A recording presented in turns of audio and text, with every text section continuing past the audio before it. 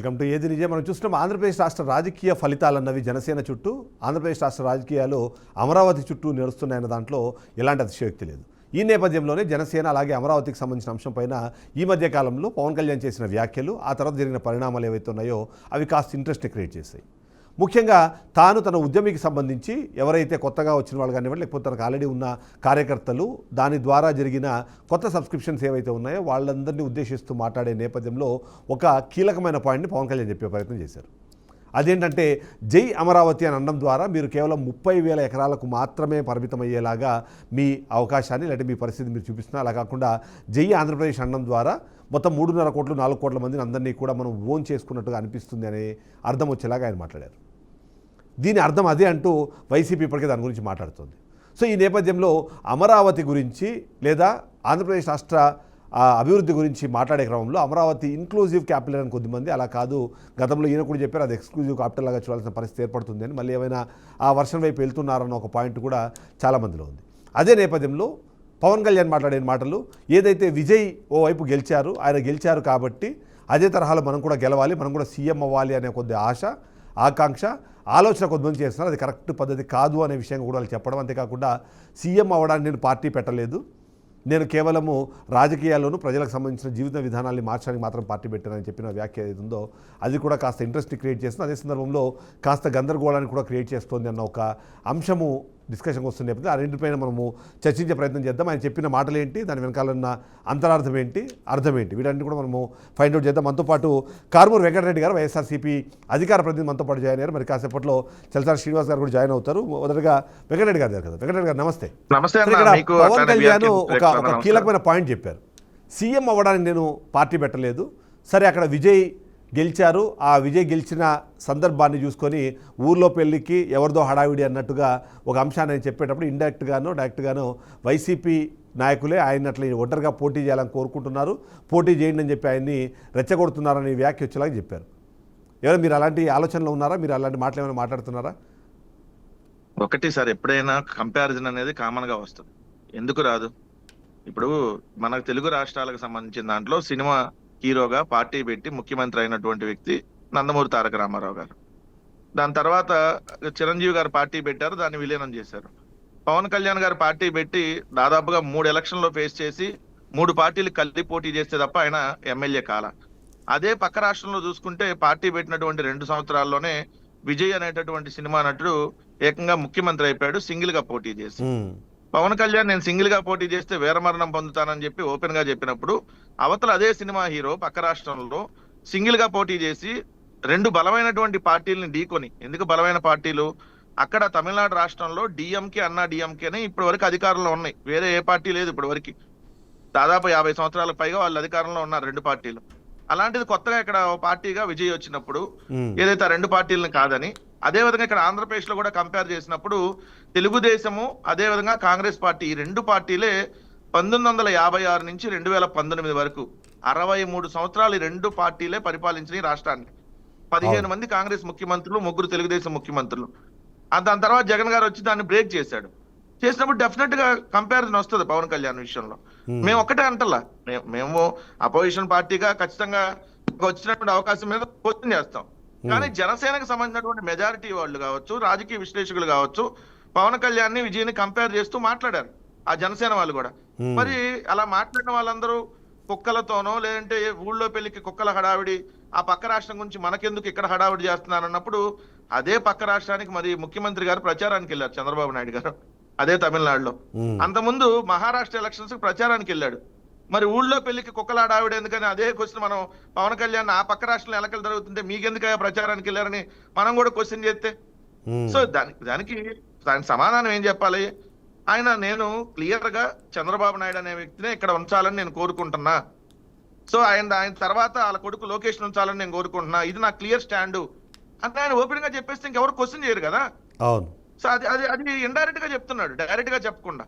ఏమని 15 ఏళ్ళు మేము కలిసి ఉంటాం, చంద్రబాబు నాయుడు ఆధ్వర్యంలోనే పని చేస్తాం అని చెప్పి ఆయన చెబుతున్నప్పుడు ఖచ్చితంగా క్వశ్చన్ అడుగుతాం. క్వశ్చన్ అడిగినప్పుడు నీకు చేత కాలేదా, నీకు 3 పార్టీలు కలిస్తే తప్ప నీ మొహానికి ఎమ్మెల్యే కాలేదని ఓపెన్ గా అంటాం, దాంట్లో తప్పేంది?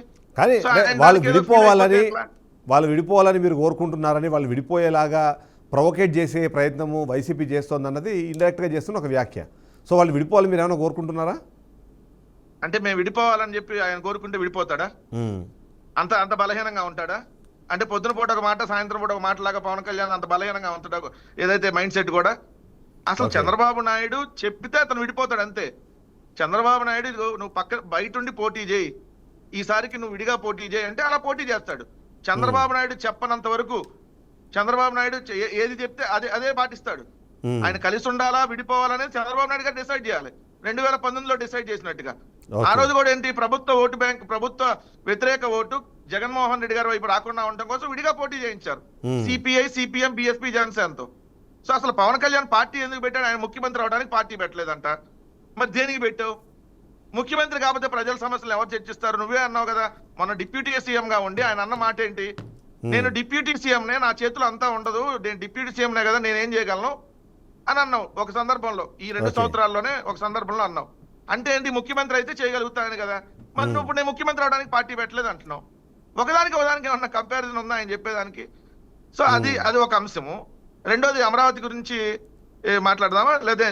లేదు, నేను ఇంకా గెస్ట్లు కూడా జాయిన్ అవుతారు, అందుకని నేను ఫస్ట్ ఈ పాయింట్ తీసుకున్నాను. అంటే మీరు అన్నట్టు ఆయన సీఎం అవ్వడానికి పార్టీ పెట్టలేదు, కానీ ఇండైరెక్ట్గా ఇప్పుడు అందరూ మాట్లాడుతున్న మాట ఏంటంటే జగన్మోహన్ రెడ్డి ఒక రకమైన విధ్వంసకర పాలన చేశారు, లేదా విధ్వంసకరమైన ఆలోచన విధానంలో ఉన్నారు కాబట్టి ఆయన్ని అధికారానికి దూరంగా ఉంచడం మాత్రమే నా పని లేదా నా ఉద్దేశము అని చెప్పే ప్రయత్నం చేసినట్టుగా అనిపించింది. ఏంటి మీకు ఆయనకు ఏంటి ఆ జాతి వైరం? ఓడిపోయిన వాళ్ళు ప్రతిసారి విధ్వంసకర పరిపాలన చేశారని అంటే మరి నందమూరి తారక రామారావు గారు కూడా ఓడిపోయారు.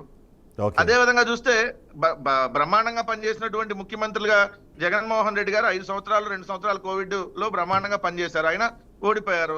మేము ఎక్కడ విధ్వంసం చేసాం? విధ్వంసం అంటే మేము స్కూళ్లు బాగు చేస్తే వాళ్ళ దృష్టిలో విధ్వంసము, పోర్టులో, ఫిషింగ్ హార్బర్ లో, ఫిష్ ల్యాండ్ సెంటర్ లో, మెడికల్ కాలేజీలు ఎన్ని వస్తే వాళ్ళ దృష్టిలో విధ్వంసం అంటే ఏం చేస్తాం? విధ్వంసం లాగా ప్రచారం చేశారు వాళ్ళు.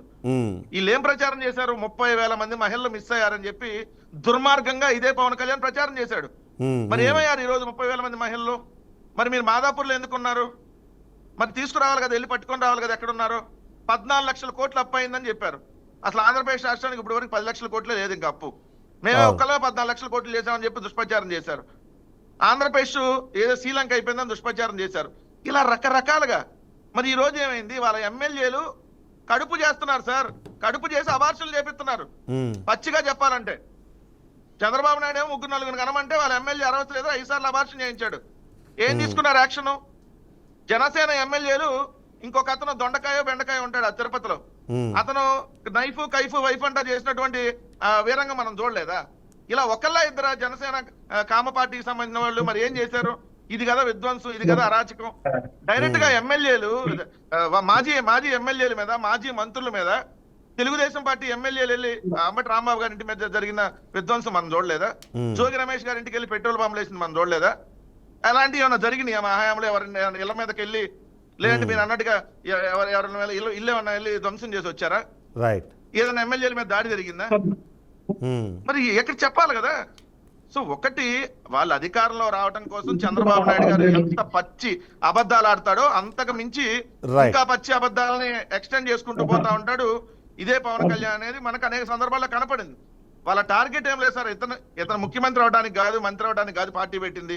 అతను క్లియర్ గా చంద్రబాబు నాయుడు గారికి ఊడిగం చేయడానికి పెట్టాడు. మేము దానికి కన్ఫైన్ అయ్యే మాట్లాడుతున్నాం, ఎందుకంటే అది ప్రూవ్ అయింది అనేక సార్లు. సో టీడీపీ సీనియర్ నేత లింగారెడ్డి గారు కూడా జాయిన్ అయ్యారు. Please continue. లింగారెడ్డి గారు జాయిన్ అయ్యారు, ప్లీజ్ కంటిన్యూ ప్లీజ్. అదే ఇప్పుడు నేనున్నాను. ఇప్పుడు ఎవరైనా రాజకీయ పార్టీ ఎందుకు పెడతారు సార్? అవును, తాను అధికారంలో రావడం కోసం పెడతారు, తాను ముఖ్యమంత్రి వాళ్ళని రాజకీయ పార్టీ పెడతారు. నేను దానికోసం పెట్టలేదు అంటున్నాడు అతను. అవును, ఇంకా అంత బహిరంగంగా ఓపెన్ గా ఒప్పుకున్నాక మనం ఎందుకు అతని గురించి మాట్లాడే అవసరం ఏంది? అతను లింగారెడ్డి గారు కూడా అడుగుదాం, పార్టీగానే ఉంటానని చెప్తున్నాడు. అవును, లింగారెడ్డి గారు కూడా అడుగుదాం ఒకసారి. లింగారెడ్డి గారు నమస్తే.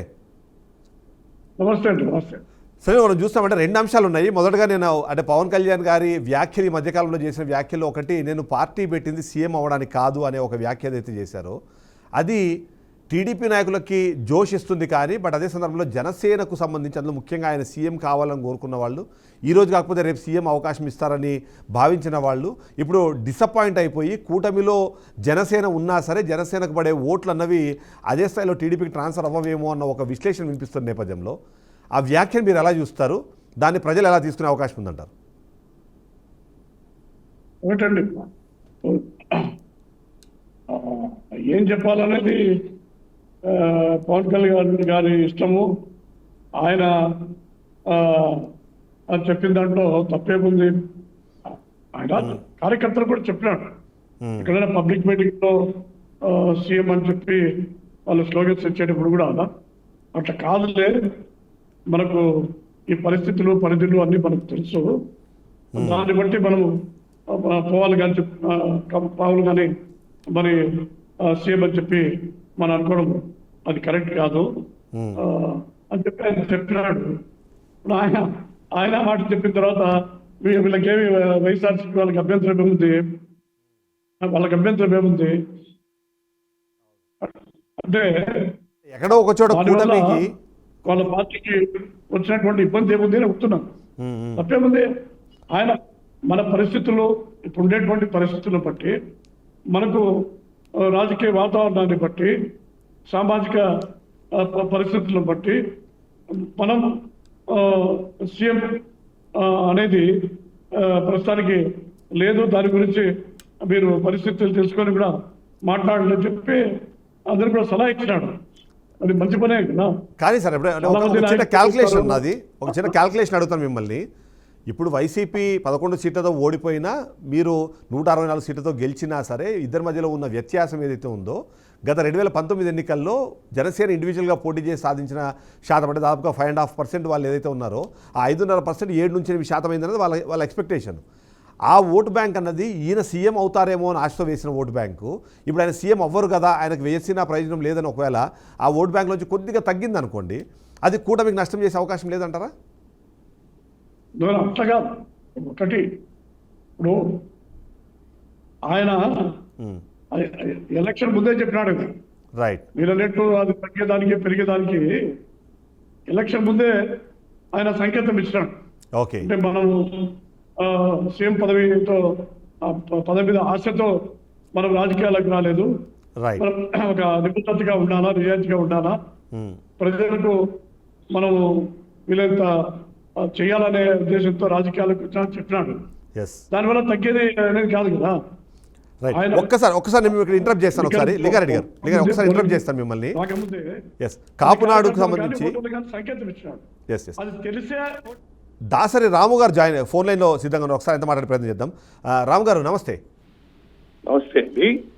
సార్, ఇవాళ మనము అంటే మాట్లాడుకుంటున్న మాటల్లో పవన్ కళ్యాణ్ చాలా క్లారిటీ ఇచ్చేశారు. నేను సీఎం అవ్వడం కోసం పార్టీ పెట్టలేదు, వచ్చే 15 ఏళ్ల పాటు కూటమిలోనే ఉంటాము, కూటమిని చంద్రబాబు నాయుడు నడిపిస్తారు అని. సో కాపు అంటే ఇక్కడ క్యాస్ట్ అని నేను తీసుకోవట్లేదు, కమ్యూనిటీ అని నేను మాట్లాడట్లేదు, బట్ చాలామంది పవన్ కళ్యాణ్ అభిమానులు కానివ్వండి, ముఖ్యంగా కాపు సోదరులందరూ ఆయన సీఎం కావాలని కోరుకోవడమో లేకపోతే ప్రభుత్వంలో ఆయన కీలకమైన పదవులు ఉండాలని కోరుకున్నారు. ఇప్పుడు ఇలాంటి స్టేట్మెంట్ ఇచ్చిన తర్వాత ఏంటి మీ రియాక్షన్ ఏంటి? ఆయన కోసం పనిచేశారు, మీరు కొట్లాడారు, అన్నీ చేశారు, సో ఏంటి మీ రియాక్షన్ ఏంటి దాని మీద? ఇప్పుడు పొలిటికల్ పార్టీ అంటే ఒక స్వచ్ఛంద సంస్థ అండి. స్వచ్ఛంద సంస్థకి రాజకీయ పార్టీ తేడా ఏంటంటే రెండు ఒకటే, తేడా ఒకటే. వీళ్ళు ఎలక్షన్స్ లో పోటీ చేస్తారు, రాజ్యాంగబద్ధమైన పదవులు ఏమైనా ఉంటే తీసుకొని ప్రజలకి సేవ చేస్తారు. స్వచ్ఛంద సంస్థలు, సర్వీస్ ఆర్గనైజేషన్స్ ఏంటంటే వాళ్ళ టైము వాళ్ళ డబ్బుతో సర్వీస్ చేస్తారు. మనకి అధికారం వద్దు, ముఖ్యమంత్రి దాని మీద దృష్టి లేదు, అధికారం వద్దు అనుకున్నప్పుడు ఈయన రాజకీయ పార్టీ ఎందుకు పెట్టాడు? స్వచ్ఛంద సంస్థ నడుపుకోవచ్చు కదా. జయప్రకాష్ నారాయణ గారు లోక్సత్తాను ఒకటి నడిపారు కదా, తర్వాత పార్టీకి ఎమర్జ్ అయ్యారు. ఇప్పుడు అన్నా హజారే గారు లాగా, వాళ్ళ అన్నా హజారే గారు సక్సెస్ అయ్యారు కదా చాలా సేవా కార్యక్రమాల్లో. అట్లాగే పొలిటికల్ సర్వీస్ ఆర్గనైజేషన్ నడిపి పార్టీ ఎందుకు? రెండోది, ఈ మాట ఎలక్షన్ ముందు చెప్పొచ్చు కదా. ఈ మాట ఎలక్షన్ ముందు చెప్తే అటో ఇటో తేలిపోయేది కదండి. రెండోది, అసలు మనకు అధికారం అనే దృష్టి లేనప్పుడు 2019లో ఎలక్షన్స్కి ఎందుకు వెళ్ళారు ఆయన? అసలు అన్ని మాటలు మనయేనండి. అయితే చెప్పేవాడికి వినేవాడు లోకు అని చెప్పని ఏం భాష సార్ ఇది? నవ్వుతారు ఎవరన్నా బయట వింటే ఇట్లాంటి మాటలు మాట్లాడితే నవ్వుతారండి బయట. రాజకీయ పెద్దలు ఎవరన్నా వింటే జనాన్ని మోసం చేస్తున్నారా, లేకపోతే పిచ్చోళ్ళు, వీళ్ళు పిచ్చోళ్ళు కాబట్టి ఏదో చెప్తుంటే వింటున్నారా అని అనుకుంటారు సార్. 2019 ఎలక్షన్స్ ఎందుకు కంటెస్ట్ చేస్తారు రాష్ట్ర వ్యాప్తంగా?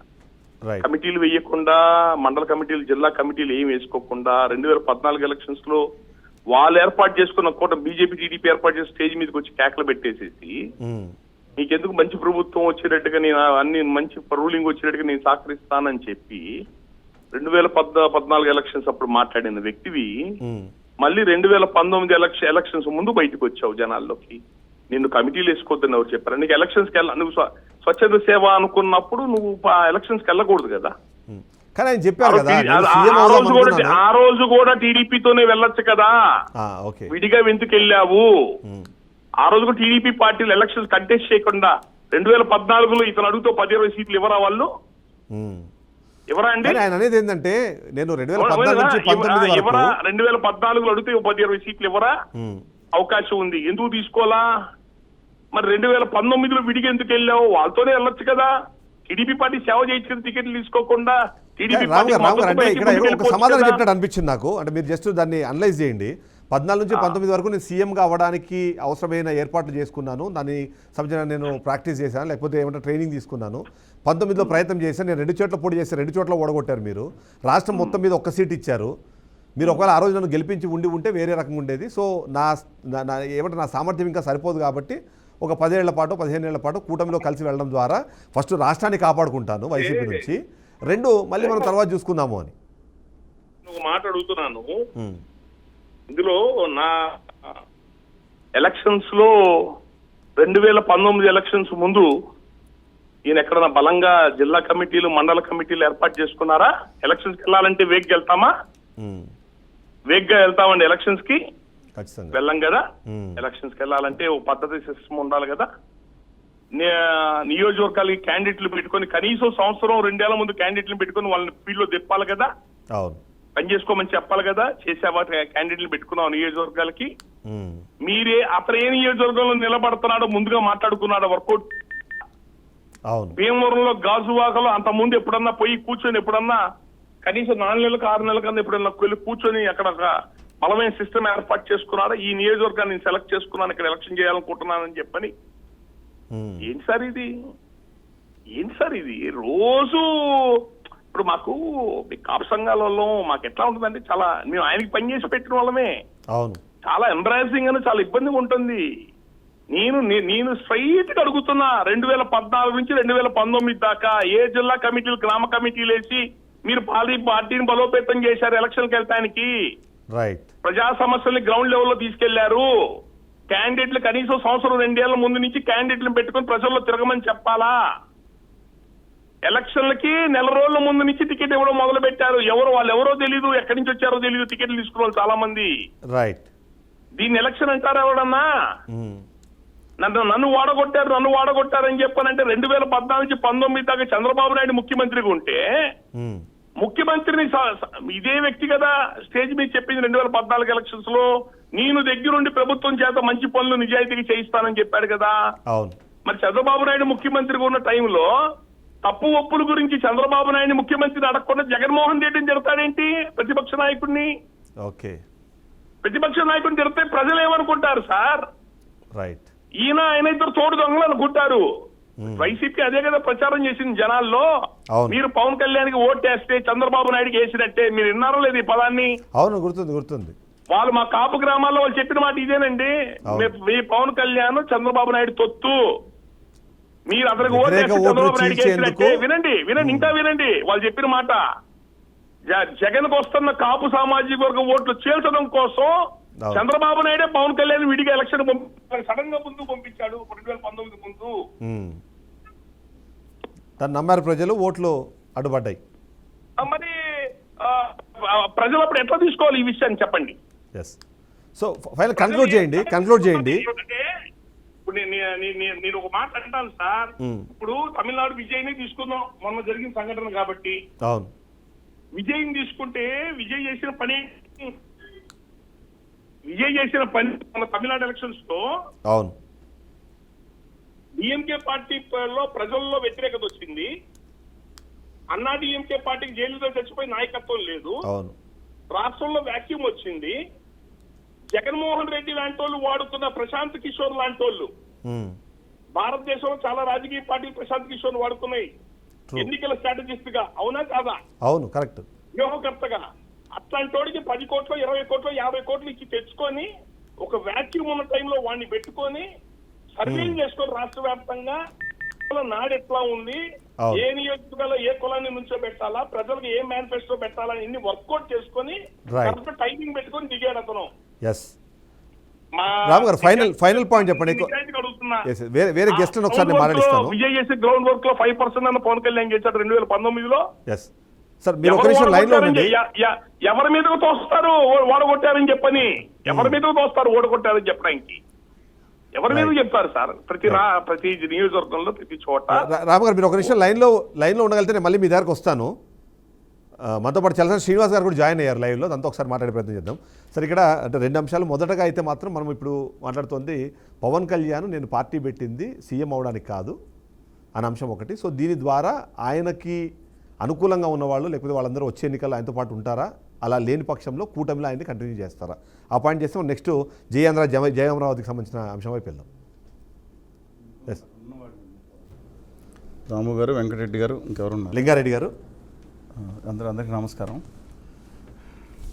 అసలు కళ్యాణ్ గారు ఒకనాటి అభ్యుదయవాదిగా ఉండగా మాట్లాడితే అర్థం ఉందండి. ఉత్తరాది సనాతనవాదిగా మారిపోయిన తర్వాత ఆయన గురించి పొద్దునే మాట్లాడితే సాయంత్రం మాట్లాడుతున్న క్లారిటీ లేకుండా మనం మాట్లాడితే ఇబ్బందికరంగా ఉంటుందని అభిప్రాయం.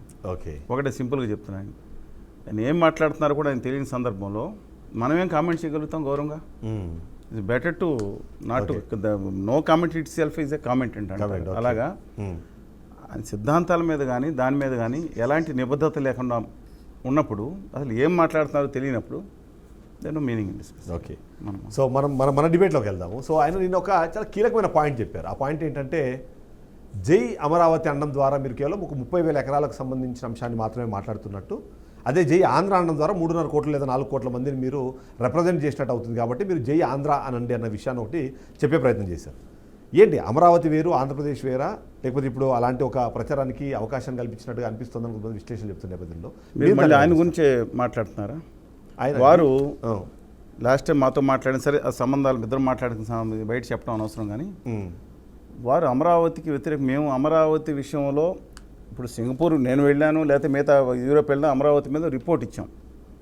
అంటే 30 మంది నిపుణులతో కలిపి రిపోర్ట్ ఇచ్చాం. ఈ దేశంలో ఒకంత అవగాహన డిస్కషన్ చేశాం. దాంట్లో మేము కోరుకుంది ఏంటంటే చంద్రబాబు నాయుడు గారిని ఆ రోజు కూడా పారదర్శకంగా నిర్మాణం చేయండి, అన్ని వర్గాల నివాసం ఉండేలా అద్భుతంగా అక్కడ చేయండి. ఎందుకంటే మేము రాజమండ్రి కావాలనుకున్నాం, గౌరవ ప్రతిపక్ష నేత అక్కడే పెట్టాలన్నారు, సెంటర్ ఆఫ్ ది సిటీ అన్నారు. 30,000 ఎకరాలు ప్రభుత్వ ల్యాండ్ కావాలన్నారు, సరే అది ప్రభుత్వ that's different issue. Ample water అన్నారు, సరే జరిగిపోయింది. కానీ తర్వాత జరిగింది ఏంటంటేనండి, ఆయన ఇష్టం వచ్చినప్పుడు వాళ్ళు 1,00,000 ఎకరాలు అలా పెట్టుకుంటారు, దాని డిఫరెంట్ ఇష్యూ. కానీ ఆ రోజు కళ్యాణ్ బాబు గారు కర్నూలు వెళ్ళి మీకు రాజధాని ఏమో నాకు మాత్రం కర్నూలు అని ఆయన మాట్లాడింది ఆయనే. అలాగే ఉత్తరాంధ్ర వెళ్ళి అక్కడికి వెళ్ళి మాకు రాజధాని ఇదేంటి ఆయన మాట్లాడింది ఒక ప్రాంతాల మీద చేసింది ఆయనే. ఆయన ఎవడో ఆయన పుస్తకం రాస్తే ఆ పుస్తకానికి ఆవిష్కరణ చేసింది ఆయనే. దుర్మార్గం, దురుష్టులు, పాపత్వం, అది ఒక మేజర్ సిటీగా. మళ్ళీ ఆయన స్టాండ్ బాగుంది, మేము మార్చుకోలేదు దాన్ని. ఆయన మీద డిస్కషన్ కూడా ఎక్కువ చేయాలి. ఎందుకంటే పారదర్శకంగా నిర్మాణం చేయాలి, అన్ని వర్గాల నివాసం ఉండే రాజధానిగా కోరాలి మేము కోరుకుంటాం. అది అక్కడే రాజధాని ఉండదు. ఎందుకంటే మేము కాదు ఆ నిర్ణయం తీసుకున్నాం, రాజమండ్రి కాదనుకుని గౌరవ ముఖ్యమంత్రి, ప్రతిపక్ష నేతలు అందరూ కలిసి ఏకగ్రీవంగా అసెంబ్లీ నిర్ణయం తీసుకున్నారు. ఇష్టం వచ్చినట్టు మార్చడం కాదు కదా. అందువల్ల కళ్యాణ్ గారి దాని మీద మనం డిస్కస్ మళ్ళీ రేపొద్దున ఆయనే మాట్లాడతారు, మళ్ళీ మీరేం చర్చ పెడతారు.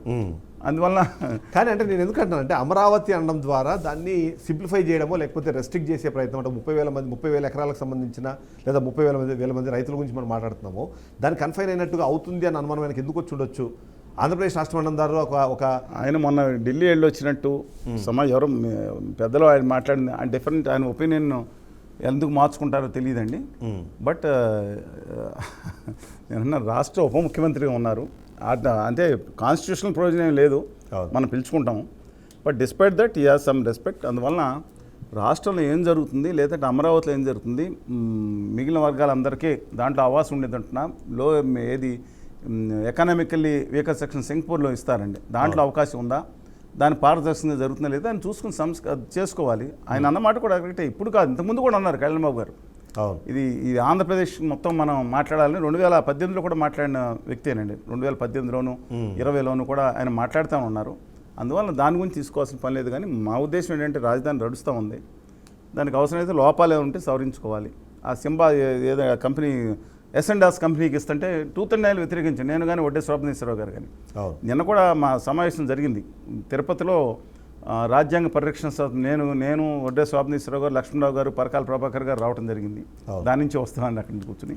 లేదా వెయిట్ అండ్ సీ అండి. ఎస్, ఒకసారి వెంకటరెడ్డి గారు నా చెప్పండి. ఎస్, సో ఏంటి జై అమరావతి అనడం ద్వారా వచ్చే అంటే దాన్ని ఓన్ చేసుకోవడం కన్నా జై ఆంధ్రప్రదేశ్ అని చెప్పడం ద్వారా దాన్ని మొత్తం రాష్ట్రాన్ని మొత్తం ఓన్ చేసుకునే అవకాశం ఉంటుందని ఆయన చేసిన వ్యాఖ్యల్ని మీరు ఎలా చూస్తారు? ఎందుకు మీరు మావిగనను ఒకవైపు ఏమో మీరు కొత్త వర్షన్నో లేకపోతే ఒక కొత్త ఆప్షన్ను తెరపైకి తీసుకొచ్చారు, ఈయనేమో ఇప్పుడు అమరావతి అని అనడంతో పాటు ఆ జై ఆంధ్ర అనండి, అమరావతి కన్నా ఎక్కువ మనకు ఫోకస్ ఉంటుందనే విధంగా చెప్పిన మాటలు ఎలా చూస్తారు మీరు? పార్టీగా మీరు ఎట్లా దాన్ని అబ్జర్వ్ చేస్తారు? ఇప్పుడు పిక్చర్ ఇది పెడితే అది మాట్లాడుతున్నట్టుగా ఉంటుంది. ఒక రోజేమో ఆయనే చెబుతాడు ఏమని పెరుగన్నం తింటానికి అక్కడికి వెళ్ళి పెరుగన్నం తిని మరి భూములు ఇచ్చేయమని చెబుతాడు. ఒక రోజేమో 5,000 ఎకరాలు సరిపోయేది కదా, ఇన్ని వేల ఎకరాలు ఎందుకు అంటాడు. మళ్ళీ ఇప్పుడు రెండో విడత భూసేకరణ జరుగుతున్నప్పుడు అదే కేబినెట్ లో మంత్రిగా మరి పవన్ కళ్యాణ్ అన్నాడు. ఈయన మొదటి విడత భూసేకరణ అప్పుడు ఏమన్నాడు? ఇందాక మన పెద్దలు చలసాని గారు చెప్పినట్టుగా అది ఎవరు రాజధాని అమరావతి అని ఐవైఆర్ కృష్ణారావు రాసినటువంటి పుస్తకావిష్కరణకు పోయి ఇది రాజధాని అనే భావన ఉత్తరాంధ్ర వాళ్ళకి లేదు, ఉత్తరాంధ్ర వాళ్ళు వచ్చి ఇక్కడ ఎట్టుంటారు, రాయలసీమలో వచ్చి ఇక్కడ ఎట్టుంటారు, ఇది క్యాపిటల్ గా ఎట్లా ఓన్ చేసుకుంటారు, దీన్ని ఇక్కడ ఏ విధంగా వాళ్ళందరికీ మీరు ఇక్కడ అకామిడేషన్ కల్పిస్తారు అని చెప్పి ఆయనే మాట్లాడాడు. ఇదంతా 2019 కంటే ముందు స్టోరీ. మళ్ళీ 19లో ఈయన అమరావతి అని చెప్పి అక్కడ వాళ్ళు రైతులు చేస్తుంటే ఈయన వెళ్ళి ఇదే ఉండాలని చెప్పి మాట్లాడాడు.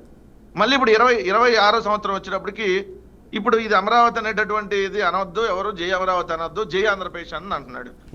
సో నేనేంటంటే జై అమరావతి అన్నా, జై గుంటూరు అన్నా, జై విజయవాడ అన్నా, లేదంటే జై మావిగన్న అన్న అన్ని ఆంధ్రప్రదేశ్ లోనే ఉన్నాయి. ఎవరు ఇష్టం వచ్చినట్టు వాళ్ళు అనుకోవచ్చు, ఎవరి ప్రాంతాన్ని వాళ్ళు జైలు కొట్టుకోవచ్చు, దాంట్లో తప్పేం లేదు. మరి ఆయన ఇండికేషన్ ఏమన్నా ముఖ్యమంత్రి చంద్రబాబు నాయుడు గారికి ఇవ్వదలిచారా?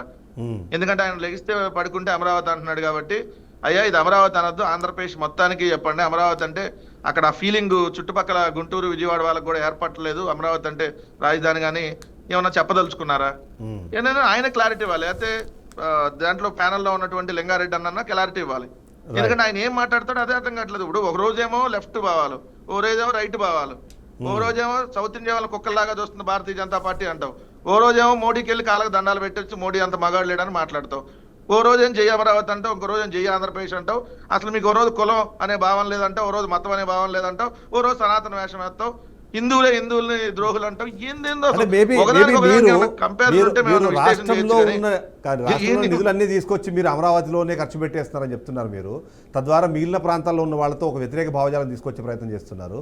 కానీ మేమేమో అదాని డేటా సెంటర్ని వైజాగ్లో పెట్టాము, మొన్న జెట్ ఫ్లైట్లకు సంబంధించింది పుట్టపర్తి తీసుకొచ్చాము, ఇంకో హీరో మోటార్నో లేకపోతే ఇంకో కంపెనీనో ఏది మన ఎన్ఫీల్డ్ ఏమో తీసుకొచ్చి తిరుపతిలో పెట్టాము. ఇవన్నీ రాష్ట్రంలో మొత్తం జరుగుతోంది. మీరు అమరావతి జై అమరావతి అనడం ద్వారా ఆ అభివృద్ధి ఏదో అమరావతికి మాత్రమే కన్ఫైన్ అవుతోంది అనే ఒక భావన వస్తుంది. కాబట్టి రాష్ట్రం మొత్తం మేము డెవలప్ చేస్తామని చెప్పే ప్రయత్నం చేశారేమో సార్. ఇవన్నీ ఇప్పుడు వాళ్ళు చెప్పిన డేటా అదిగా చిదంబరం గారు వెంకటరెడ్డి మీరు బాగా చెప్పారు. ఇప్పుడు ఆయన కంటే మీ విచిత్రం ఏంటంటే మీరు బాగా చెప్తున్నారు. ఇప్పుడు కాదు ఒకటి ఏంటంటే ఇక్కడ సార్, ఇప్పుడు శ్రీ సిటీ దగ్గర శ్రీ సిటీ ఎప్పుడో రాజశేఖర్ గారు ఉన్నప్పుడు వచ్చింది, దాని తర్వాత కంటిన్యూగా అక్కడ కంపెనీలు వస్తానే ఉంటాయి.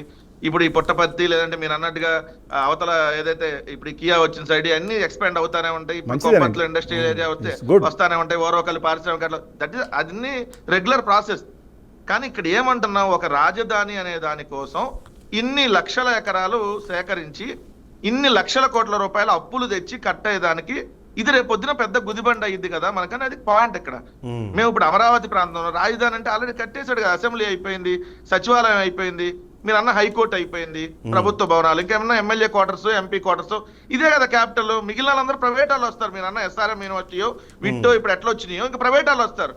కానీ చంద్రబాబు నాయుడు గారు ఏం చేస్తున్నారు, ఉన్న అసెంబ్లీని కాదని మళ్ళీ 2,000 కోట్లు అసెంబ్లీ, హైకోర్టు కట్టడానికి 2,000 కోట్లు, సచివాలయానికి 10,000 కోట్లు. ఇవన్నీ ఎక్కడి నుంచి వస్తాయి? ఇప్పటికి 47,000 కోట్ల అప్పులకు సంబంధించి ఈ 2 సంవత్సరాల్లో తీసుకొని వచ్చారు.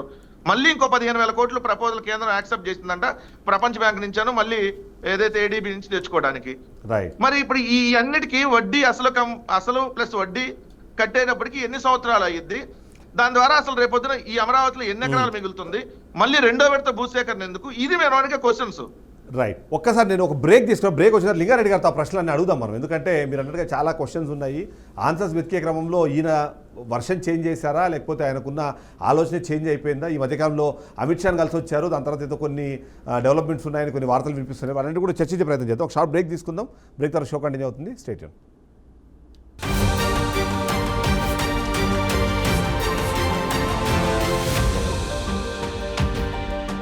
Yes, welcome back. లింగారెడ్డి గారు, మీరు ఇక్కడ అంటే 2 ప్రశ్నలకు సమాధానం చెప్పాలి. మొదటిది, అభివృద్ధి పేరుతో మొత్తం అవకాశాలని అమరావతికి మాత్రమే పరిమితం చేస్తున్నారన్న వాదనని వైసీపీ బాగా జనాల్లో తీసుకెళ్లడం ద్వారా వస్తున్న వ్యతిరేకతని మీరు పవన్ కళ్యాణ్ ద్వారా తప్పించే ప్రయత్నం, అమరావతిని కాకుండా ఆంధ్రప్రదేశ్ మొత్తాన్ని ఇన్క్లూజివ్ క్యాపిటల్గా దాన్ని చెప్పే ప్రయత్నం చేశారు. ఆ వర్షను మీ మాటనే ఆయన నోటి నుంచి వచ్చింది అన్నది ఒక మాట వినిపిస్తుంది. ఏంటి అలాంటి ప్రయత్నం ఏమైనా చేస్తున్నారా, లేకపోతే ఈ మధ్యకాలంలో మనం చూసాం మనము అమిత్ షా దగ్గరికి వెళ్తే అమిత్ షా ఇచ్చిన క్లాసు వల్ల ఈయనలో మార్పు వచ్చింది అన్నది మరొక వార్త వినిపిస్తుంది. ఈ రెండిట్లో ఏది నిజమంటారు? ఒకటండి, ఇప్పుడు ఇంతకుముందు జగన్మోహన్ రెడ్డి గారు చెప్పినారు అసెంబ్లీలో 30,000 ఎకరాలు తక్కువ ఉండకూడదు, విజయవాడ గుంటూరు మధ్యనే రాజధాని ఉండాలని చెప్పి అది జగన్మోహన్ రెడ్డి గారు చెప్పింది కదా. అవును, ఇప్పుడు చేస్తా ఉంటే జగన్మోహన్ రెడ్డి గారు చెప్పినట్టే కదా చేస్తూ ఉంటుంది. అసెంబ్లీ తీర్మానానికి ఆయన సపోర్ట్ చేస్తున్నాడు. తర్వాత గుంటూరు రాజధాని ఇప్పుడు జరుగుతాడు అదే కదా. మీ వాయిస్ క్లారిటీగా లేదు. ఒక్కసారి మీ వాయిస్ క్లారిటీగా వినిపించట్లేదు. ఒక్కసారి చెక్ చేయరా సార్? కొద్దిగా గట్టిగా మాట్లాడండి. లేకపోతే ఇది చాలా వరకు ఒక 40% పైన రోడ్లకు పోతాయి, రోడ్లకు కానీ పార్కులకు కానీ పోతాయి. మిగతా 60% భూములు ఇచ్చిన రైతులకు ఇవ్వాలి కదా.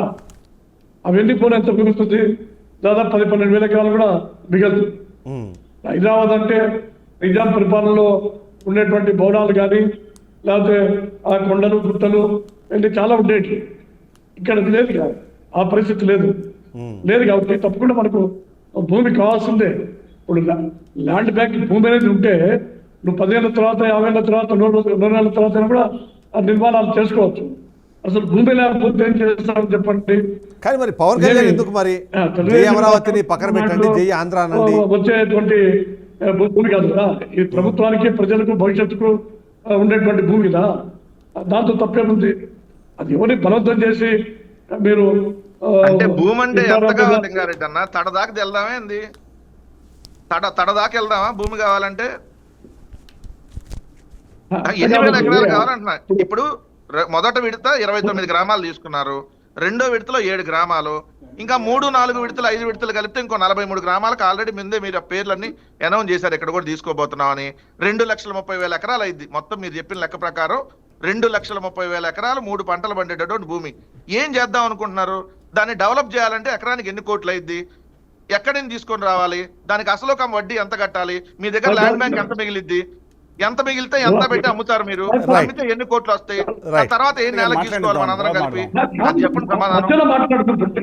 ఏదైనా మీ క్వశ్చన్ తీసుకున్నారు వెంకటరెడ్డి గారు. మీ క్వశ్చన్ తీసుకుని ఆన్సర్ చెప్పనిద్దాం. ఆన్సర్ చెప్పనిద్దాం.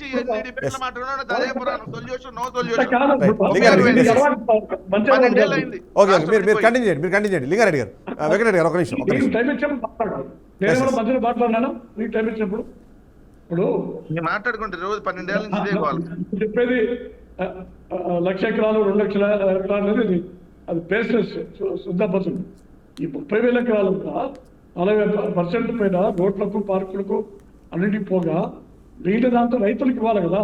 వాళ్ళకు ఫ్లాట్లు ఇవ్వాలి, కమర్షియల్ ఫ్లాట్ లో, రెసిడెన్స్ లో. కానీ అంటే మీరు ఓకే ఆ పాయింట్ నాకు అర్థమైంది. నా క్వశ్చన్ ఏంటంటే అన్ని పోలు మిగిలిన ఎంత పెడతారు చెప్పండి? సరే,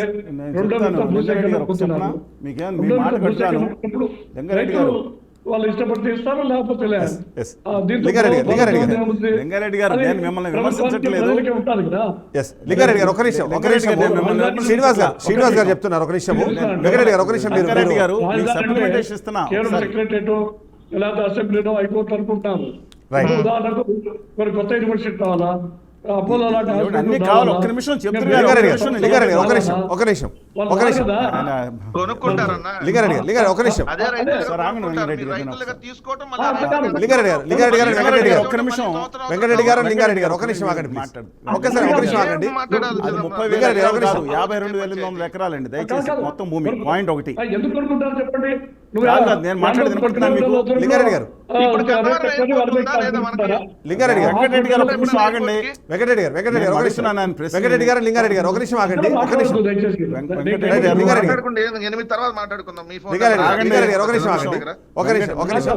లింగారెడ్డి గారు ఒక్క నిమిషం శ్రీనివాస్ గారు చెప్తాను. మాట్లాడదు, ఒక నిమిషం. 30,000 ఎకరాలు కాదు అది. నేను మీకు దయచేసి చెప్తున్నాను, నేనే మీకేం అడ్డు రావట్లేదు, మీరు కంప్లీట్ చేసుకోండి. మొత్తం 52,800 ఎకరాలు. దాంట్లో ఇవాళ మీకు దగ్గర ఎంత మిగిలిందో తెలుసుందా? ఆ కొన్ని లంకల్లో పోయింది, అసలు ఏ ల్యాండే లేదంటున్నారు. ఏమైనా తప్పుందా? రైట్, ఒక నిమిషం, ఎస్, ఒక నిమిషం. చెప్పండి. శ్రీనివాస్ ఆ, గారు, శ్రీనివాస్ గారు. తప్పుందండి. 30,000 కాదండి, 30,000 కాదు. కాదు. Right. ఆయన ఏంటి?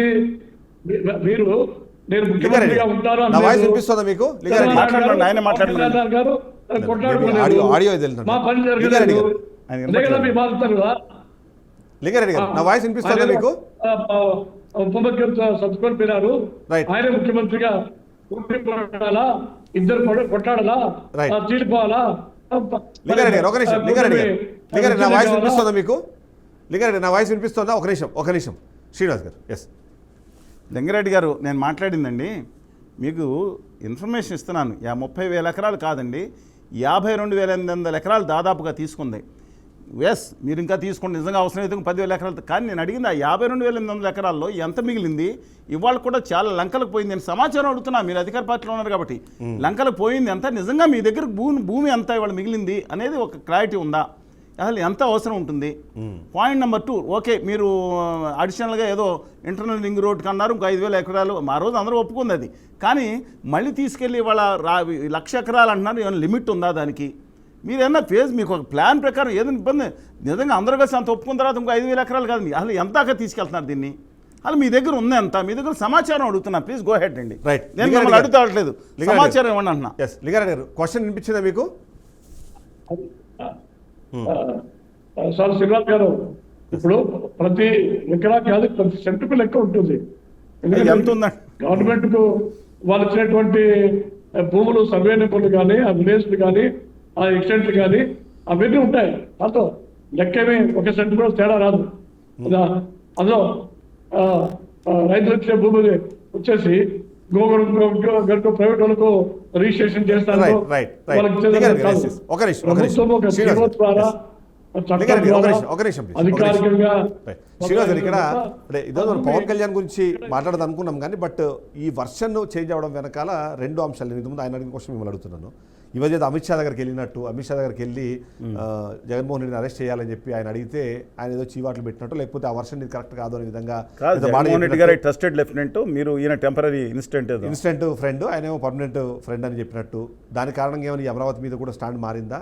ఎందుకంటే దాని వాళ్ళు పూర్తిగా టీడీపీ దాన్ని ఓన్ చేసుకునే ప్రయత్నం చేస్తున్న అలా నేపథ్యంలో కళ్యాణ్ బాబు గారి గురించి ఎక్కువసేపు డిస్కషన్ చేయడం అనవసరం. పాయింట్ ఒకటండి, ఆయన బాధ. కానీ మీరు అడిగిన పాయింట్లో వ్యాలిడ్ ఏంటంటే రాష్ట్రానికి సంబంధించి ఇవాళ ఎవరో ప్రొఫెసర్ గారు అన్నది నాకు అనవసరం. కానీ నేను చెప్పేది ఏంటంటే, కేంద్రంలో ఉన్న అదానీ గారు అంటే ఇద్దరు ఎవరికైనా సరే ఖచ్చితంగా వాళ్ళకి ట్రస్టెడ్ లెఫ్టినెంట్ ఎవరన్నా ఉన్నారు అనుకుంటే డెఫినెట్గా వాళ్ళ పర్సెప్షన్ లేకపోవచ్చు. కానీ ఎందుకంటే ఇబ్బందులు జగన్మోహన్ రెడ్డి గారని నా అభిప్రాయం. Come what ever. ఓకే, ఇది ఎందుకంటే ఏ రోజు కూడా ఒక్క విషయంలోనే ఆయన నవంబర్ 7, 2021లో దమ్ముండి ఈ దేశం మొత్తం మీద ఒక ప్రకటన రిలీజ్ చేశారు. దేశ చరిత్రలో ఏ ముఖ్యమంత్రి కూడా కేంద్రం చేస్తున్న దుర్మార్గాల మీద, పెట్రోల్ డీజిల్ మీద దారుణం చేస్తున్న రాష్ట్రాలు కాదని చెప్పిన ముఖ్యమంత్రి ఇంతవరకు లేరండి. ఆ ఒక్క విషయంలో తప్ప ఏ విషయంలోనూ ఆయన అంత ఇవాళ కూడా కడుపులో కత్తులు పెట్టుకునే వాళ్ళు లింగారెడ్డి గారు ఒప్పుకోపోయినా ఇవాళ కేంద్రంలో ఉన్న అదానీ గారు, వాళ్ళిద్దరు మనుషులు కూడా, అదానీ గారు అంటే అర్థంగా దాష్టీకం చేసేవారని తప్ప గౌతమ్ అదానీ గారు కాదు. వాళ్ళందరూ క్రోనీ క్యాపిటలిస్టులు కడుపులో కత్తులు పెట్టుకుని మిమ్మల్ని కావలించుకుంటున్నారు తప్ప తెలుగుదేశం పార్టీని నమ్మే ప్రసక్తి లేదని నా అభిప్రాయం అండి. ఇవాళ ఇవన్నీ భాస్కర్ వాడితో సహా వెళ్ళటం, వాళ్ళ పిల్లల్ని ఏదో మాట్లాడటం, ఇవన్నీ కూడా అద్భుతమైన నటనని నా అభిప్రాయం అండి. కానీ ఎందుకు టెంపరీ పార్ట్నర్గా లేదా ఇన్స్టెంట్ పార్ట్నర్గా ఎందుకు టీడీపీని చూస్తున్నారు? అసలు నమ్మరండి. ఎందుకంటే ఇవాళ 2002లో చంద్రబాబు నాయుడు గారు అపాయింట్మెంట్ అని అడిగారు, లేదా దాని గురించి అనుకోవట్లేదు. వాళ్ళు చంద్రబాబు నాయుడు గారు వాళ్ళు నమ్మటం కాదు, అది అవకాశం లేదు. రెండోది పోచింగ్ గ్రౌండ్. ఇవాళ మిగతా పార్టీని అంటే బేసిక్గా మనం ఆంధ్రప్రదేశ్కి నమ్మద్రోహం నైవంచం చేసిన ఉత్తర భారతీయ జనతా పార్టీ వేరు, కానీ వాళ్ళు రాజకీయంగా దూరదృష్టితో ఆలోచిస్తారు. ఇవాళ వాళ్ళు అరిసి గీ పెట్టినా నేను విశ్లేషణ చేస్తున్నాను. అవును. వైఎస్ఆర్ కాంగ్రెస్ పార్టీలో ఉన్న ఓటర్లో 60-70% మంది అరిసి గీ పెట్టినా బీజేపీకి వెళ్ళరు. దానికి ఇది పోచింగ్ గ్రౌండ్ ఈజీగా ఉంది.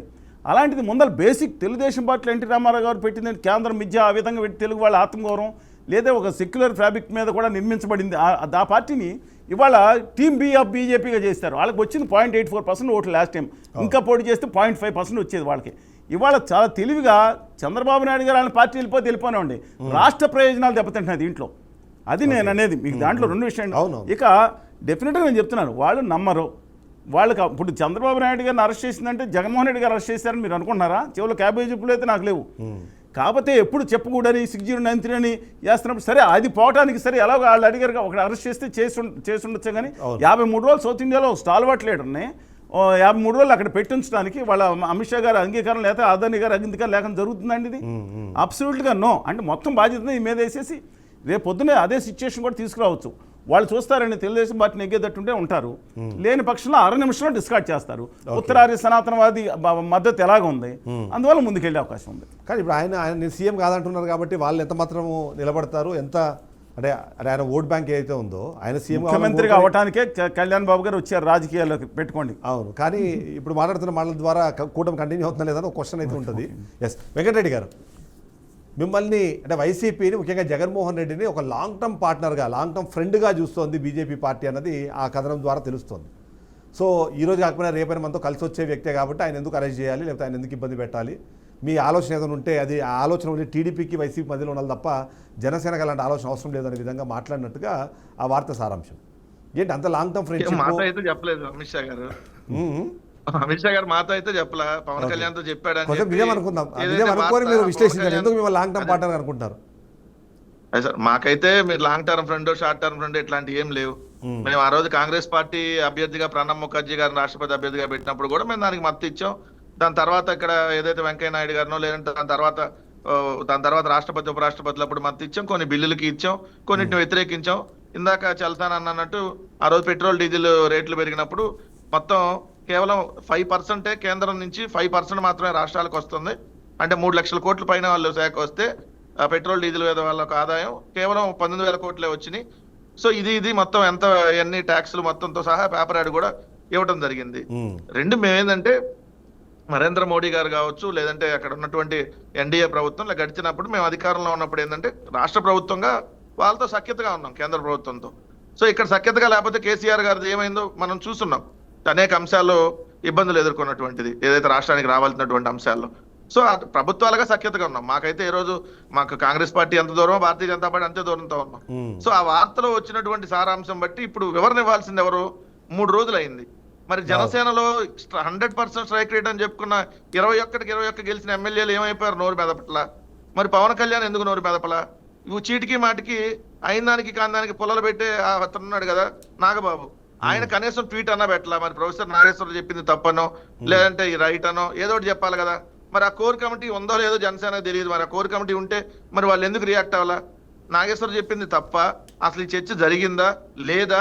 ఆ కోర్ కమిటీలో పవన్ కళ్యాణ్ నాదెళ్ల మనోహర్తో మీ అందరికీ చెప్పించాడా లేదా? ఒకవేళ చెప్పిస్తే ఓకే, అంటే మరి 3 రోజులైనా ఖండించలేదంటే ఏంటి అది? మరి ఇవన్నీ డిస్కషన్ వాళ్ళ నుంచి రావాలి. ఎందుకంటే ఇది మాకు సంబంధం లేనటువంటి అంశం. ఆయన ఏదో అన్నాడు, అరెస్ట్ లేదు వేరే వాళ్ళు అంటం ద్వారా అరెస్ట్ ఉండబోదు అనేది మీకు ఒక మంచి ఒక గుడ్ న్యూసే కదా. అది అరెస్ట్ ఉండబోదు, అరెస్ట్ చేస్తారేమో భయం అవసరం లేదు. మీరు చేస్తానంటే చేతులకు ఖాళీ అన్న వద్దు అనేట చేతులు కట్టుకొని అనే టైప్ జగన్మోహన్ రెడ్డి గారు ఏమన్నా 16 నెలలు వెళ్ళొచ్చాడు. మహా అయితే మళ్ళీ అరెస్ట్ చేస్తే ఎన్నాళ్ళు పెడతారు? 4 రోజులు 2 నెలలు పెడతారు. 16 నెలలు ఉండరుగా ఈసారి ఉన్నట్టుగా అంతమంది ఉన్నట్టుగా. వీళ్ళ అరెస్టుల గురించి ఎవడు ఆలోచిస్తున్నాడు? ఈ రోజు మా సోషల్ మీడియా కార్యకర్తే అరెస్టుల గురించి ఆలోచించట్లా. నేను ఆల్రెడీ 3 కేసుల్లో నేను బెయిల్ మీద ఉన్నా, ఇంకో 2 కేసులు ఆల్రెడీ ఎఫ్ఐఆర్ అయి ఉన్నాయి. ఈ కేసుల గురించి ఎవడు ఆలోచిస్తాడు? అట్లాంటి జగన్మోహన్ రెడ్డి గారి కేసుల గురించి ఆలోచించి నరేంద్ర మోడీ గారికైనా లేదంటే ఇంకొకరికైనా సరెండర్ అవుతారా? అవన్నీ ఏంటంటే ఎవరో మా మీద ప్రత్యర్థులుగా ఉన్నటువంటి వాళ్ళు మాట్లాడేటటువంటి అంశం తప్ప. ఒకటి క్లియర్, మేమైతే రాష్ట్రానికి సంబంధించినటువంటి అంశాల మీద ప్రభుత్వం వారీగా మద్దతు తెలిపిన మాట వాస్తవం. అంతమించి ఎక్కడ మాకు భారతీయ జనతా పార్టీకి మమ్మల్ని ఆల్రెడీ పొత్తు అడిగారు. వీళ్ళు పెట్టుకోక ముందు పార్లమెంట్కి పిలిచి మరి తెలుగుదేశం పార్టీ పొత్తు కన్ఫర్మ్ అయినా కూడా మమ్మల్ని పొత్తు అడిగారు. Okay. 2014లో అడిగారు మమ్మల్ని, 19లో అడిగారు మమ్మల్ని, కేబినెట్ లో జాయిన్ అమ్మన్నారు, మంత్రి పదవులు ఇస్తామన్నారు, 2 కేంద్ర మంత్రి పదవులు, ఇంకో సహాయ మంత్రి పదవులు. సో మేము దానికే తీసుకోలేదు. సో మేము ఒక స్టాండ్ లో ఉన్నాం, మా విధానం వేరు, వాళ్ళ విధానాలు వేరు.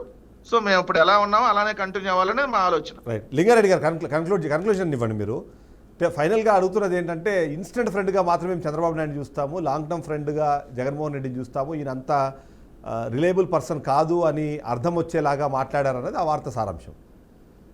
వస్తున్నారు, అవకాశం ఉన్నప్పుడల్లా వస్తున్నారు, అవసరాలు తినగానే వెళ్ళిపోతున్నారు అన్నది చంద్రబాబు నాయుడు మీద ఉన్న మరొక విమర్శ. ఏంటి బీజేపీ పార్టీ మిమ్మల్ని వాడుకుంటుందా, మీరు బీజేపీ పార్టీని వాడుకుంటున్నారా, ఏంటి ఎలా చూడాలంటారు దాన్ని? అసలు ఆ చర్చ జరిగిందే లేదనేది దానికి ఎటువంటి కన్ఫర్మేషన్ లేదు, దానికి విశ్వసిస్తున్న లేదు. అంటే ఏమైతుందంటే జగన్మోహన్ రెడ్డి గారిని నమ్ముతున్నారు, చంద్రబాబు నాయుడు గారిని నమ్మలేదు అనేటట్టు ప్రచారం జరుగుతూ ఉంది. ఇప్పుడు ఎట్లా నమ్ముతారంటే జగన్మోహన్ రెడ్డి గారిని, ఇప్పుడు సోనియా గాంధీ ఆమె రాజశేఖర రెడ్డి గారికి మరి ప్రతిపక్ష నాయకుడు చేసింది, తర్వాత పిసిసి ప్రెసిడెంట్ చేసింది, తర్వాత 2 సార్లు ముఖ్యమంత్రి చేసింది. అన్ని ఆ వల్లే కదా అధికారం, డబ్బులు, హోదా అన్నీ వచ్చాయి. మరి అటువంటి సోనియా గాంధీ కాదని చెప్పి ఆమె వ్యతిరేకించి ఆమె అరెస్ట్ చేసిందని చెప్పి పార్టీ పెట్టినప్పుడు సోనియా గాంధీ మీదకి ఏ విధంగా మరి మేలు పొంది అన్ని రకాల మరి సాయం పొంది ఆమె పైకి రివర్స్ అయినారు. అటువంటి వ్యక్తిని లాంగ్ టర్మ్ స్నేహితుడు మొత్తం జీవితకాలం అంతా దంపత్సని ఎట్లా అనుకుంటారు? అది కరెక్ట్ కాదు. అసలు నేనేమంటున్నా అంటే పవన్ కళ్యాణ్ గారు జగన్మోహన్ రెడ్డి గారిని అరెస్ట్ చేయమని చెప్పినటువంటి ప్రసక్తే లేదంటున్నాను. ఓకే, ఏదో ఢిల్లీకి పోయినప్పుడు మామూలుగా అభిమానంతోనో గౌరవంతోనో మాట్లాడుతున్నారు. చాలా ఎప్పుడో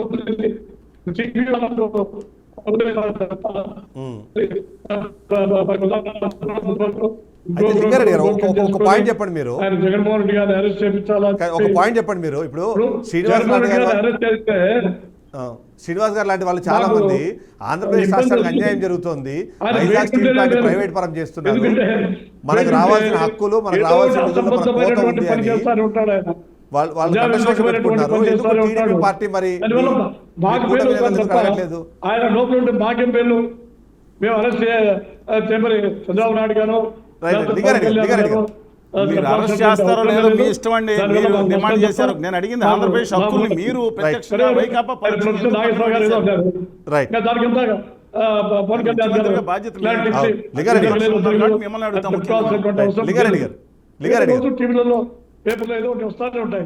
రైట్ లింగారెడ్డి గారు, అయితే ఒక పాయింట్ చెప్పండి మీరు, ఒక పాయింట్ చెప్పండి. రాష్ట్రానికి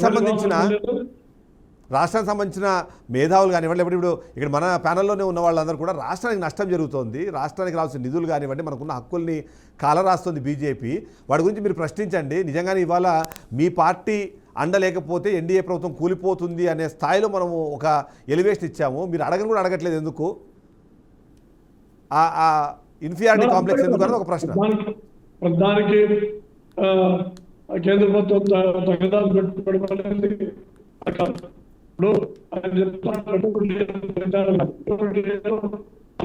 ఏం రావట్లేదండి, నేను డీటెయిల్స్ ఇస్తాను మీకు, పాయింట్ టు పాయింట్ ఇస్తాను నేను. I don't speak in air. Right, yes, conclude చేద్దాం. వెంకటరెడ్డి గారు మీరు ఏదైనా పాయింట్ యాడ్ చేస్తారా? లాస్ట్ మీరు చెప్పారు వెంకటరెడ్డి గారు, లాస్ట్ పాయింట్ కన్క్లూడ్ చేయండి, కన్క్లూడ్ చేద్దాము. సో ఆయన అంటుంది మీకు అర్థమైంది కదా, అంతకుముందు అంటే అంత అవకాశాలు కల్పించిన కాంగ్రెస్ పార్టీ కాదు వచ్చిన వ్యక్తిని రేపొద్దున మేము దగ్గర తీయడం వల్ల ప్రయోజనం ఏంటనే ఉద్దేశంతోనే బీజేపీ పార్టీని దూరం పెడుతుంది, మా మీద నమ్మకం ఉంది కాబట్టి మాతో కలిసి ఇవాళ ఎన్నికలకు పోతుంది అని.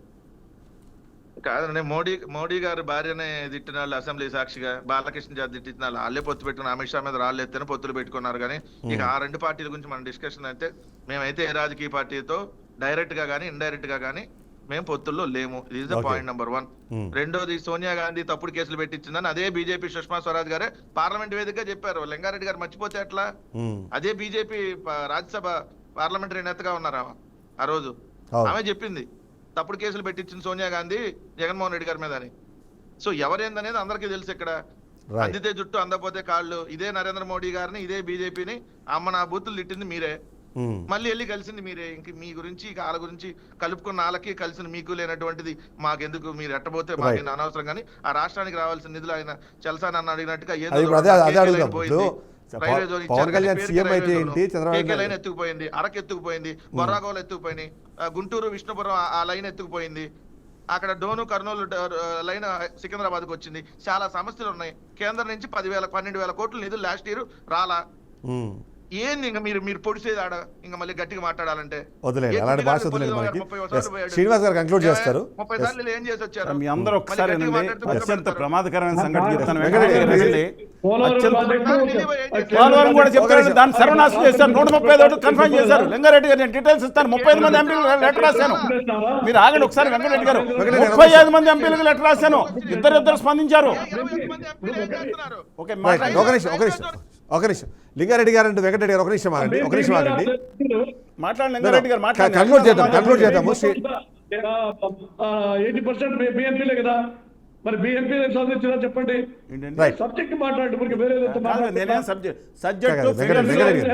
ప్రతిదీ ఆధారంతో చెప్తాను. శ్రీనివాస్ గారు చెప్పేది వినండి, విని తర్వాత మీకు అవకాశం ఇస్తాను నేను. రైట్ లింగారెడ్డి గారు ఒక నిమిషం. నేను 3 విషయాలు మాట్లాడతాను. ఇవాళ 3 విషయాలు. ఇవాళ కేంద్ర కేబినెట్ మంత్రిగా ఉన్న రామ్మోహన్ నాయుడు గారు చేసిన ద్రోహం లాంటిది నేను చెప్తున్నాను. ఇవాళ మనుషులను తీసుకెళ్ళి పత్తికి మనం ఏదైతే పొట్బస్ చేస్తానో రైతులకి పొట్ట కొట్టేటట్లు సిగ్గు ఏమాత్రం పడకుండా కూడా వెళ్ళి కేంద్ర మంత్రి పీయూష్ గోయల్ మార్వాడి గారి దగ్గరికి వెళ్ళి మాకు ఇంపోర్ట్ ఏదైతే డ్యూటీ వేస్తారో 11% తీసేయమని వాళ్ళకి మా పక్కన ఒక ఎంపీ గారిని తీసుకెళ్ళి మాట్లాడారంటే ఇంకా దానికేం మాట్లాడతామండి. మీరు మిల్లుల కోసం ఉన్నారు, రైతుల కోసం ఉన్నారు. పాయింట్ అది. రెండో పాయింట్, మీరు పోలవరం మాట్లాడుతున్నారు. ఈ బడ్జెట్లో పోలవరాన్ని డెడ్ స్టోరేజ్ చేస్తారు, 135 ఏళ్ళు కన్ఫర్మ్ చేస్తే బడ్జెట్లో కూడా ఆమోదించిన దాంట్లో మీ కేబినెట్ మంత్రి ఉన్నారు, మీ గవర్నమెంట్ ఉన్నారు. 35 మంది ఎంపీలు రాశారు. ఇద్దరు స్పందించారు. ఒకళ్ళు మిథున్ రెడ్డి గారు, ఒకళ్ళు లావుసి కృష్ణదేవరాయలు గారు. మిథున్ రెడ్డి గారు పార్లమెంట్లో కూడా మాట్లాడారు. మూడో పాయింట్ వాళ్ళు ఇంపార్టెంట్ ఏంటంటే అమరావతి గురించి 15,000 కోట్లు ఇస్తారని చెప్పి మాట్లాడి సంవత్సరానికి మీకు ఆ పార్టీ వాళ్ళు ఇవాళ మీరు వెళ్ళి మీ అప్పులతో మీరు సావండ్రా అని మన నాశనం చేస్తూ ఉంటే కనీసం నిలదీయట్లేదు అధికారంలో ఉన్న మీ 2 పక్షాలు. రెండోది కూడా చెప్తున్నా, ప్రతిపక్షం కూడా చెప్తున్నాను. ఆ రోజు నిర్మలా సీతారామన్ గారు మేము సొంత కొడుకులా మోడీ గారు జగన్మోహన్ రెడ్డి గారిని తీసుకుంటామని అన్నారు. దాన్ని తప్పటం ఇవాళ కూడా ప్రత్యక్షంగా మీ 2 పార్టీలు అధికారులు ఉన్నారు కాబట్టి మిమ్మల్ని ఎంత ఇస్తాం, ప్రతిపక్షంలో ఉన్న వీళ్ళు కూడా నిర్లిప్తంగా ఉన్నారు కాబట్టి వాళ్ళు కూడా దయచేసి రండి మరి పోరాడండి అని మాట్లాడుతున్నాం. ఇంపార్టెంట్. మాట్లాడలేనండి. నిలబడితే ఈ పార్టీల 2 గురించి మాట్లాడొచ్చు. ఇవాళ ఆంధ్రప్రదేశ్ హక్కుల కోసం నిలబడ్డారు కాబట్టి నేను చెప్పిన దాంట్లో తప్పులు చెప్పండి. పోలవరం నాశనం చేశారు, జీవో ఇస్తా మీకు. ఎక్కువ ప్రాజెక్టులు కానీ నిధులు కానీ ఎక్కడో నేను చెప్తానండి మీకు. 10,394 కోట్లు 2023 ఎలా వచ్చాయో చెప్తాను. నేను జీవోలు ఇస్తాను మీకు. రైట్ కొద్దిసేపు అంటే ఈ పాయింట్ ఒకటి అందరూ యాక్సెప్ట్ చేయాలి. లింగారెడ్డి గారు ఒక పాయింట్ యాక్సెప్ట్ చేయాలి ఏంటంటే రాజకీయాలు అన్నది కొన్ని విషయాలకు వాటి పరిమితం చేసుకొని మనం రాష్ట్ర ప్రయోజనాలు అన్నది ఇంపార్టెంట్. సరే పార్టీలుగా మీరు కొట్లాడినా రాజకీయాలు చేసినా ఎవరైనా సరే అదే ప్రభుత్వం అని అంటారు, ఏ పార్టీనైనా అదే పార్టీ అంటారు. కానీ ప్రజలు లేని ఆ రాష్ట్రాన్ని మనం ఏం చేస్తాము, ప్రజలకు జరగాల్సిన అంటే వాళ్ళ హక్కులు కోల్పోతున్నప్పుడు, వాళ్ళ నిధులు కోల్పోతున్నప్పుడు, వాళ్ళకి రావాల్సిన అంశాలు కోల్పోతున్నప్పుడు మనం ఇంకెందుకు అన్నదే కదా ఒక పాయింట్. సో శ్రీనివాస్ గారితో ఖచ్చితంగా మనం ఏకీభవించాలి. రాష్ట్ర ప్రయోజనాలు ముఖ్యము, రాజకీయాలు సెకండ్. ఆ విధంగా అందరూ వెళ్ళాలని మాత్రం మనం కోరుకుందాం. Thank you so much Srinivas గారు, thank you so much Venkatareddy గారు, అలాగే లింగారెడ్డి గారు. ఇది వాళ్ళ షో. నెక్స్ట్ షోతో మళ్ళీ కలుద్దాం. Stay tuned BRK news, Telugu సత్తా.